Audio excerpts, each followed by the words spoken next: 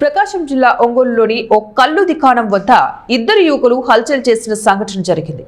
Ongole railway station సమీపంలోని కల్లు దుకాణం వద్దకు ఇద్దరు యువకులు బైక్ పై వచ్చారు. కాగా మోటార్ బైక్ ను కాస్త ముందు ఆపాలని అక్కడే ఉన్న ఆంజనేయులు సూచించారు. దీంతో కోపోద్రికులైన యువకులు ఇటుకరాయితో ఆంజనేయులపై దాడికి పాల్పడగా రిమ్స్ కు తరలించారు. ఇలాంటి ఆగడాలను పోలీసులు కట్టడి చేయాలని స్థానికులు కోరుతున్నారు.